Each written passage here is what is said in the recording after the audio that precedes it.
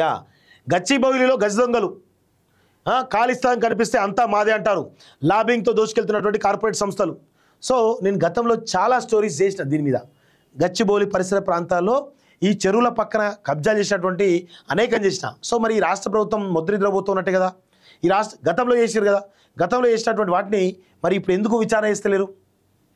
విచారణ చేయాలి కదా. ఏ ల్యాండ్ ఎవరిది, ఏ ప్రభుత్వం ఇక్కడ ఉంది, ఏ చెరువును కబ్జా చేసిర్రు, ఇవన్నీ తీయాలి కదా. హైడ్రా ఏం చేస్తున్నట్టు అమాయకమైనటువంటి ప్రజల యొక్క షెడ్లను తీస్తూ ఉంది తప్ప గచ్చిబౌలిలో కానీ అటు వాసవి నిర్మాణాల పైన కానీ ఎందుకు కరెక్ట్ ఎంక్వైరీ చేయట్లేదు? ఎక్కడెక్కడ ప్రభుత్వ భూములు గచ్చిబౌలి పరిసర ప్రాంతాల్లో ఉన్నటువంటి ప్రభుత్వ భూములు ఎక్కడ ఉన్నాయి? అవి నిజంగా ఖాళీగా ఉన్నాయా లేకపోతే ఎవరు కబ్జా చేసిరా? మరి ఎందుకు హైడ్రా ఏం చేస్తూ ఉన్నట్టు? చాలా స్పష్టంగా గుర్తుపెట్టుకోవాల్సిన విషయం ఏంటంటే ఇది కేవలం ప్రజలను మభ్యపెట్టడానికి మాత్రమే హైడ్రా ఉన్నట్టు కనబడుతుంది తప్ప హైడ్రా దాని లక్ష్యాలు దాన్ని ఎందుకు తీసుకొచ్చిరనే దాని కోణంలో ఆ లక్ష్యాల కోసం పనిచేయట్లేదు అనేది చాలా స్పష్టంగా మనం అర్థం చేసుకోవాల్సిన అవసరం అయితే ఉంటుంది.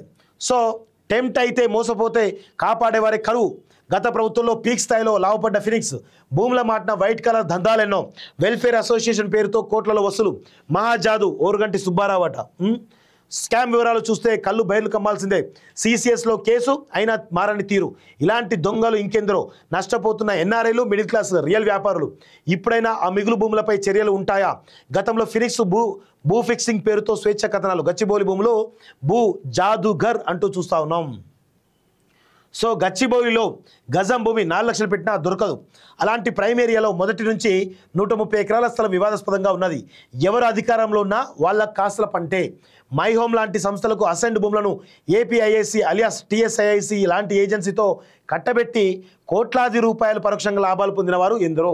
ఫినిక్స్ లాంటి సంస్థలు ఏ ప్రభుత్వం ఉంటే వారికి స్క్వేర్ ఫీట్స్ రాయించి ఇచ్చి దందాలు చేస్తున్నది. ఇలాంటివన్నీ ప్రభుత్వం కార్పొరేట్ సంస్థల వేల కోట్ల డీలింగ్స్ వ్యవహారాలు.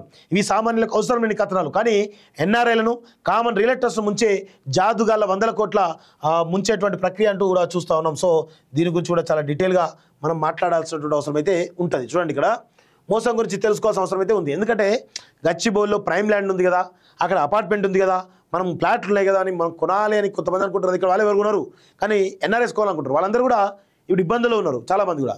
సో చూద్దాం, సిసిఎస్లో దీనిపై కేసు నమోదైంది. ఇలాంటి వ్యవహారాలపై సీరియస్గా తీసుకొని ఫోర్జర్ గాళ్లను, ఫేక్ డాక్యుమెంట్ల క్రియేటర్స్ను కఠినంగా శిక్షించాలి. ఆన్లైన్ సైబర్ మోసాలతో లక్షలు మోసపోతాం కావచ్చు, కానీ ప్రభుత్వ భూమిని కోర్టులో కేసులున్న వాటిని ఆసరగా చేసుకొని చేస్తున్న దందాతో కోట్లాది రూపాయలు సమర్పించుకొని కుటుంబాలు ఆత్మహత్య చేసుకునే స్థాయికి వచ్చాయి.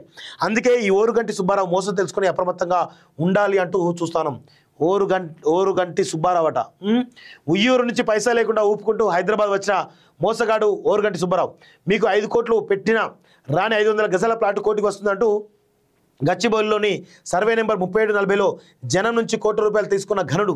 కూతురు పెళ్లి ఇతర రాష్ట్రాలు చేసి రిసెప్షన్ ఫలక్నుమా ప్యాలెస్లో పెట్టాడంటేనే అర్థం చేసుకోండి. చివరకు బాధితులు మోసం పోయాం, డబ్బులు ఇవ్వమంటే తాను ఎస్టీని అట్రాసిటీ కేసు పెడతా అంటూ బెదిరింపులకు పాల్పడుతున్నాడు.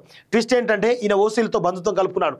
ఇలాంటి గజ దొంగలు గచ్చిబౌలిలో ఇప్పటికే చాలా మంది ఉన్నారు. కొందరు కార్పొరేట్ స్థాయిలో 1000 కోట్లు దోచుకుంటుంటే ఇలాంటి వాళ్ళు సామాన్యులు 100 కోట్లకు దోచుకుంటున్నారు, ముంచుతున్నారు అంటూ చూస్తా ఉన్నాం. వీళ్ళు చెప్పే చరిత్ర ఇదే. సో 1991లో కలెక్టర్ అనిల్ కుమార్ శెట్టి గచ్చిబౌలిని సర్వే నెంబర్ 37 నుంచి 40 వరకు 99 ఎకరాలు మోబైట్ వెల్ఫేర్ అసోసియేషన్కు ఇచ్చారని ప్రెసిడెంట్ ధర్మరాజు తనకు జీపే చేశారని చెప్పుకుంటూ ఓరుగంటి సుబ్బారావు 100 కోట్లు వసూలు చేశాడు. తన కుటుంబంలోని సభ్యులతో ఆదర్శ్ వెల్ఫేర్ అసోసియేషన్ ఏర్పాటు చేశాడు. ఇందులో 120 మందికి సభ్యత్వం ఇస్తారని హామీ ఇచ్చాడు. ఇప్పటికీ అందిన ఫిర్యాదుల ఆధారంగా దాదాపు 50 కోట్ల వరకు తీసుకున్నాడు. బాధితుల్లో ఎన్ఆర్ఐలు చాలామంది ఉన్నారు. సో ఇట్లా ఎన్ఆర్ఐలు ఎవరైతే ఉన్నారో వాళ్ళందరూ కూడా కేసు పెట్టాలి. కేసు పెట్టిన తర్వాత ఇలాంటి ఫ్రాడ్స్టర్లు ఎవరైతే ఉన్నారో వీళ్ళను బహిరంగంగా ఉరిదీయాలి. తప్పేమీ లేదు. ఒక్కసారి ఒక్కరు ఉరిదీస్తే ఇంకొకడు ఎవడు కూడా జోలికి రాడు. బహిరంగంగా ఎన్కౌంటర్ చేయాలి, తప్పేమీ లేదు. సో మోసగాళ్ళు ఎంత దొంగలంతా వీళ్ళంతా కూడా.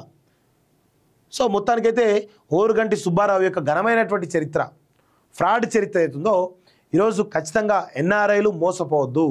మీరు అక్కడ కష్టపడి మీ కుటుంబాలను వదిలేసి మీ తల్లిదండ్రులకు దూరంగా ఉంటూ కష్టపడుతూ బతుకుతూ ఉన్నారు. కానీ ఈరోజు ఇలాంటి దొంగలు మాయలో పడి మీ జీవితాలు నాశనం చేసుకోవద్దని చెప్పేసి కూడా ఈరోజు మేము కోరుతా ఉన్నాం. విదేశాల్లో ఉన్నత విద్యను చదువుకోవాలని అనుకుంటున్నారా? అయితే వెంటనే ఫ్లైగ్రాడ్ ఓవర్సీస్ ఎడ్యుకేషన్ కన్సల్టెన్సీని సంప్రదించండి. మీ విదేశీ కలలను సాకారం చేసుకోండి. ఫ్లైగ్రాడ్